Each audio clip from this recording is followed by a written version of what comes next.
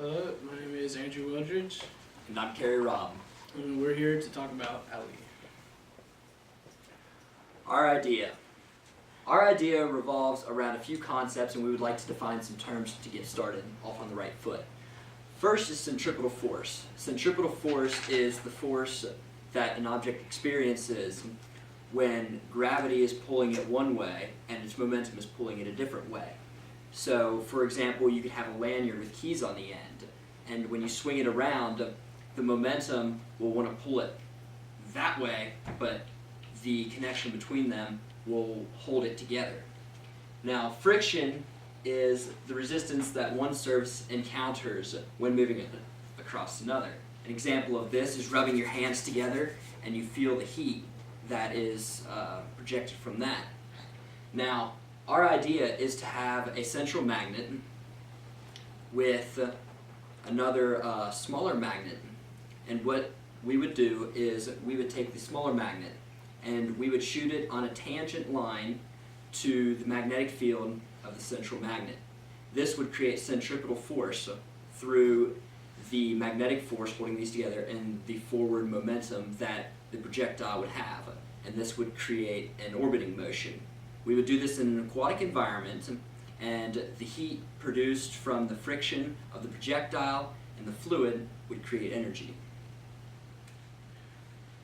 Oh, wrong here.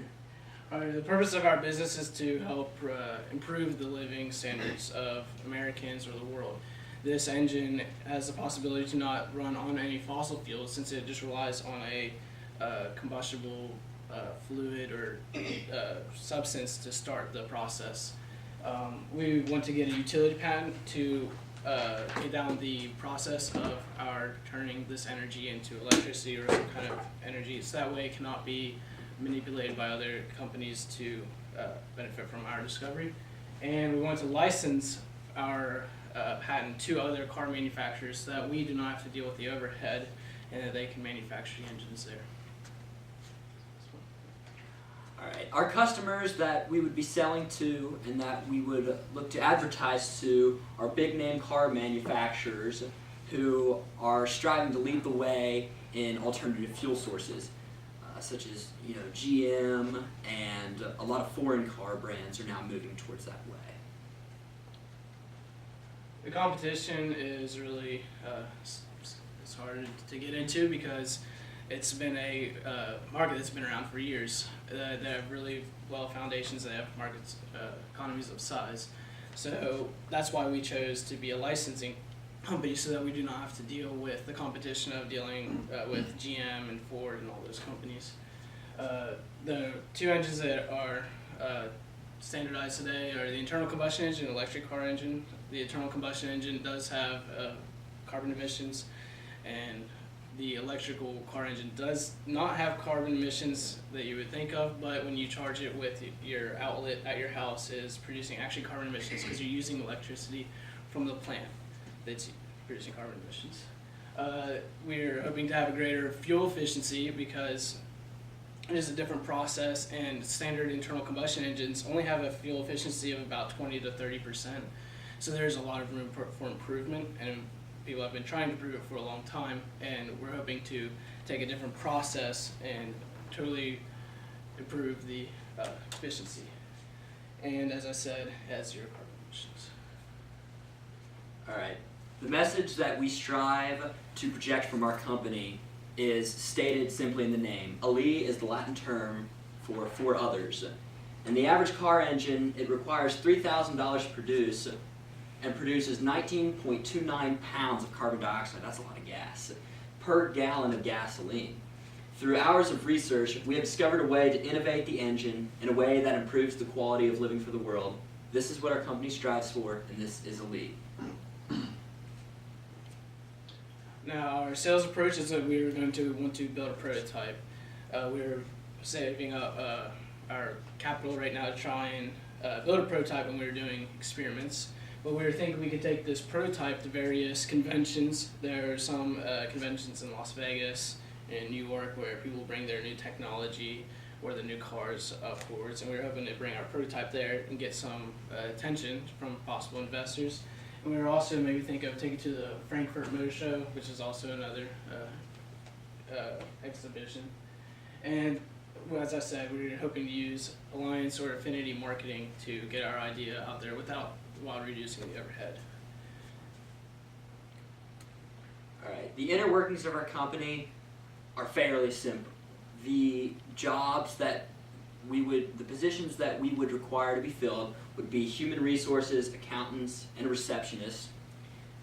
We could do full-time or hourly, open 8 hours a day, and the basic tools for an assembly line. And it would take us approximately an hour to get our first engine done. But after that first engine is completed, the assembly line will keep more engines rolling out at a faster pace, more like 10 minutes, 15 minutes per engine. The management team includes me and Carrie Robb. Carrie Robb will be heading the management and expertise, and I will be doing the financial part. We are very inexperienced, which is why we would like to have a management board to advise us, as we are very new in this field. So we would love help. And lack of experience is made up in our determination, enthusiasm, and humility. All right. Our company, Alli, will require $120,000 in initial startup, $20,000 for working capital, $30,000 for down payment on the building that we have found, $50,000 for equipment and machinery, and $20,000 for inventory. Our gross profit we have estimated to be around $8.35 million the first year. The wages that would be taken out would be $4.7 million. The other expenses, such as maintenance and whatnot, would be $1.2 million. So our net profit for the first year is estimated to be $2.45 million. And these are the steps that we're taking to get our idea further out there. Our short term is raise investment capital, as I stated earlier, we are doing. And we're completing our design specifications by running experiments and further improving our idea. We want to form our business legally and acquire a utility patent to protect our idea. And we will hope to finish a prototype. Now in the long term for our business, we would like to expand geographically, as Carrie said earlier, to foreign car manufacturers and across the globe. And we would hope to expand this into new markets, not only in cars, but maybe airplanes or even energy distribution centers that will give energy to people in cities. That's it. Questions? You had listed inventory. You had 20,000 on your startup. Yes. I think you've changed your presentation from your original statement because you stressed at the beginning of this one that you're more focusing on licensing. Yes. Yes. Mm-hmm. Is that true? Yes, sir. I was thinking the same thing, so that's a little different than your original model. Yes. Yes. What made you make that change? Well, when you're dealing with an engine and car manufacturers, those are big things. Those aren't little gadgets that you would buy at the store every day. Those are expensive things. It requires a lot of different things, and we're creating an innovating product, so we will require a lot of research and development. And we feel that we can be more competitive as a company by licensing it to other people, reducing overhead, but licensing it to other companies that would be interested in energy alternatives.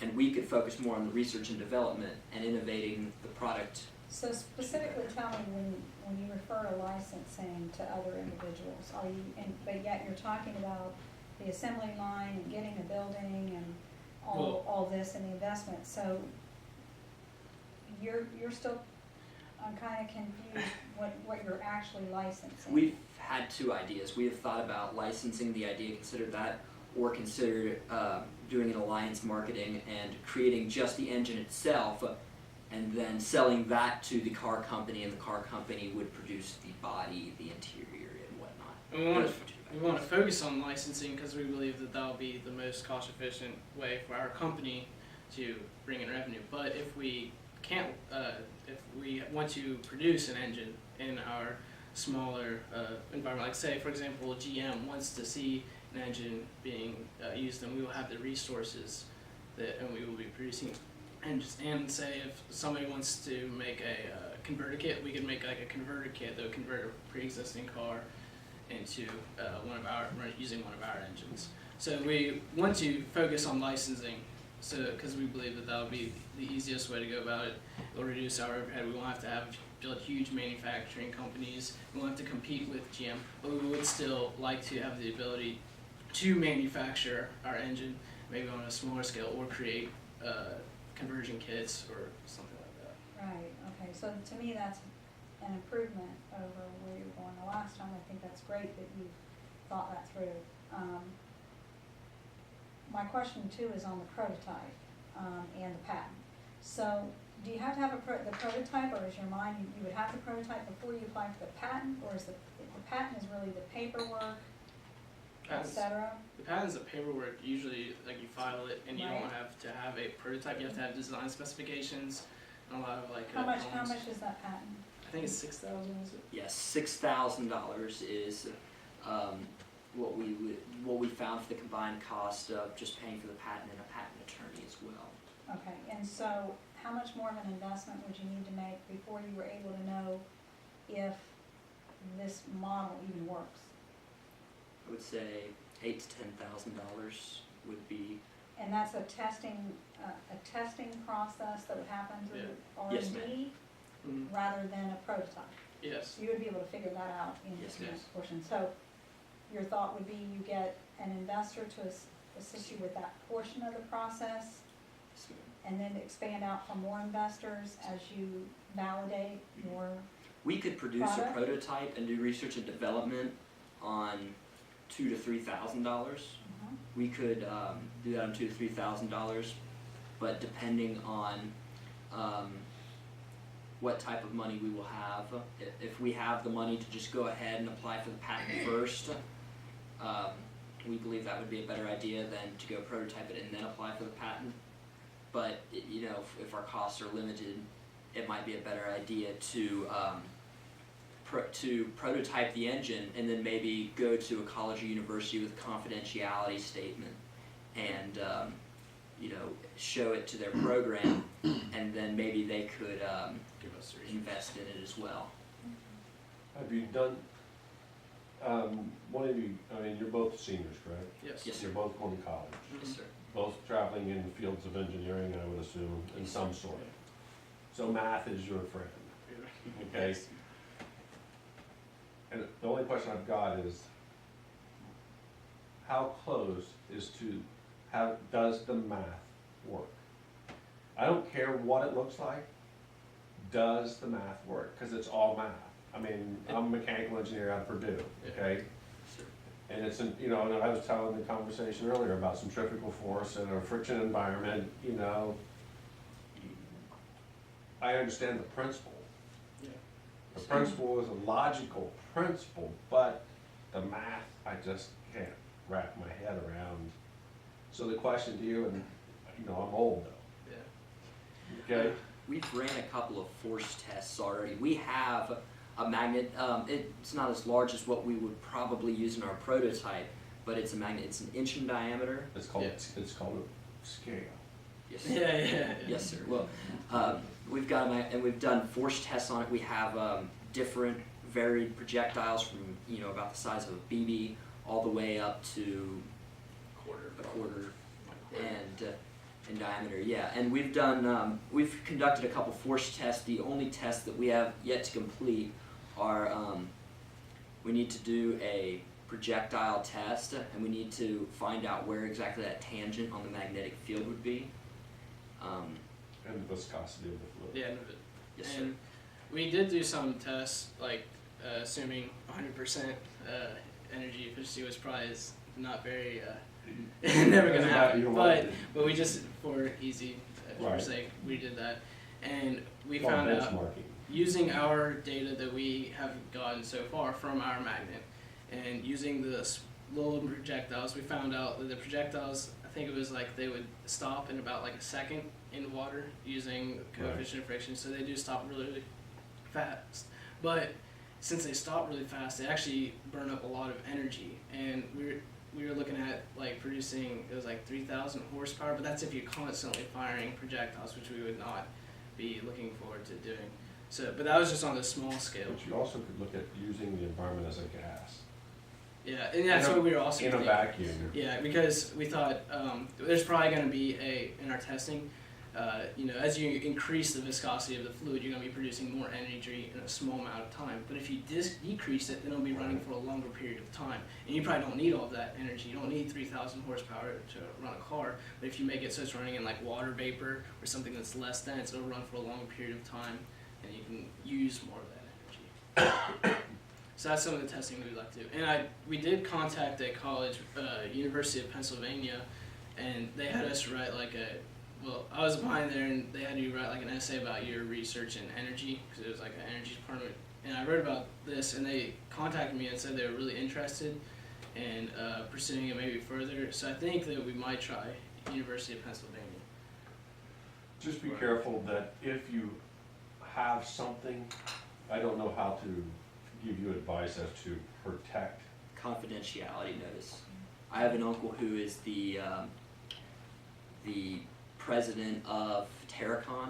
I don't recall if you've heard of them. They're an engineering company, and he was one of the mentor contacts that we used. And he said he's had to deal with this before, and that a confidentiality notice that was pre-signed by the investor before the product was shown or any drawings were shown would be the way to approach that. And do you know how this is kind of off subject, but do you know how, if you have a design that you want to get patent, do you know what one of the legal ways of getting a patent chief is? Confidentiality notice? No, your patent. Yeah. Oh, Also, basically what you do is you mail it to yourself. oh. Oh yeah, Because I I have have an heard, email. I think I might have U.S. heard. mail is a certifiable documentation. So whatever you do, if you do get patents and stuff, they always recommend that you mail that to yourself. Do not open it, because it will have a postmark on it, and the postmark is validity. So you can use that in court or whatever. Yes. In case. So we would just mail our designs to ourselves before even having to pay any amount of money for a patent. That would still function as a cheap You still have to record it for the protection. recording. Yes, sir. Alright. Okay. Thank you. Thanks. So Any more questions? it's all engineering. But I do say that, you guys are very articulate, you're very professional. I think that, your presentation is simple. The supporting system that you had in the documentation is, validating. It's a little overwhelming. It's pie in the sky. If you do come up with an internal combustion engine, my God, Yeah. we'll start a plant in Lawrenceburg. Yeah, come talk okay. to us, I got some land for you. So, We do have contacts with people who are in metalworking. A lot of teachers around our school who actually do a lot of things on the side. We have contacts to rapid prototyping, so we're sitting in pretty good shape. We've got a lot of people now. We just the main thing is we need the money to purchase these bigger magnets, because the magnets can get a lot more expensive the bigger you go up. And the power is also exponential. Like the magnets that we bought them from, we use their data to project like how much a bigger magnet would be. Like for example, we got the 1-inch magnet, and it says it pulls at around 100 pounds of force at direct contact. But if you just go up to 6 inches, it's like 3,000, 4,000 pounds of force, and then if you go up to a foot in diameter, it's 14,000 pounds of force. So we're thinking if we can use a larger magnet that's like say a foot in diameter, we could use that for a electrical generator that can power a city like Lawrenceburg. At 14,000 pounds of force, you can put a really big projectile and have it whizzing by there really, really fast, producing a lot of energy. Rather than when in like a car, we're thinking maybe like 4 inches, because you'll still have a lot of force pulling on it, but you don't need all that much. And it also dissipates really quick too. That's the thing that we were also worried about, was that okay, because I put this in my car, and I was like, is it gonna be like pulling the other cars to me, And well, what we found out is that at like this far away, you can't even feel it, but when you get like really close, all of a sudden you can't even pull it off of it. So we don't think that's going to be any. It functions like illumination does. It's an inverse square function. So Illumination. Yeah, like light. As you get, like, say if I'm shining a light a meter away, when I back up to 2 meters, the light isn't half, like the light intensity isn't halved, it's actually a fourth of what it used to be. Okay. Oh, no. That's a fact. Okay. So, is that it? That's all you got. Alright. thank you so much for your time tonight. It was a pleasure coming out and meeting all of you. Great And, job, I love the changes you made to the plan. I love it that you guys took the advice and thought this through. Pleasure so much. Thanks so much. Thank you.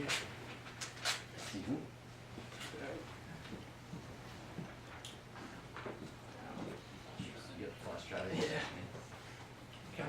You want me to just leave this for the next? Exactly. Perfect. Yeah, that'll be fine. You sure? Thanks. We're from design too.